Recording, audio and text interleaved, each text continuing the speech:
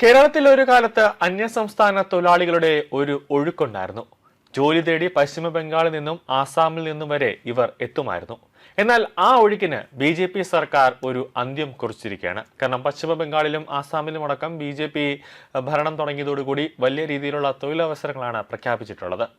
വൻ തൊഴിൽ വാഗ്ദാനങ്ങൾ BJP രണ്ട് സംസ്ഥാനങ്ങളിലും പ്രഖ്യാപിച്ചതോടെ ഈ അന്യസംസ്ഥാന തൊഴിലാളികൾ അവരവരുടെ സംസ്ഥാനങ്ങളിൽ തന്നെ ഇപ്പോൾ താമസിക്കാനായി തുടങ്ങിയിരിക്കുന്നു. വോട്ട് ചെയ്യാൻ പോയ ഭായിമാർ തിരികെ കേരളത്തിലേക്ക് വരേണ്ട എന്ന നിലപാടിലാണ് അവർ ഇപ്പോൾ ഉള്ളത്. കേരളത്തിൽ നിന്നും ഈ ഓരോ ആളുകളും ജോലി ചെയ്യാനായിട്ട് അന്യസംസ്ഥാന തൊഴിലാളികളെ വിളിക്കുന്നുണ്ട്. വിമാനത്തിൽ വരാനായിട്ട് ടിക്കറ്റ് ബുക്ക് ചെയ്ത് തരാമെന്ന് പറയുന്നുണ്ട്. ട്രെയിൻ ടിക്കറ്റ് വരെ ബുക്ക് ചെയ്ത് തരാമെന്ന് ഉടമസ്ഥരും കരാറുകാരും ഒക്കെ വിളിച്ച് അന്യസംസ്ഥാന തൊഴിലാളികളെ വിളിക്കുന്നുണ്ട്. പക്ഷെ അവർ വരാൻ തയ്യാറല്ല. നാട്ടിലെ ഹോട്ടലുകളിലും തട്ടുകടകളിലും ഫ്രൂട്ട് സ്റ്റാളിലുമൊക്കെ മത്സ്യം മാംസം വ്യാപാരശാലകളിലുമൊക്കെ ഭായിമാരുടെ തസ്തികകളിൽ വലിയൊരു ഒഴിവുണ്ട്.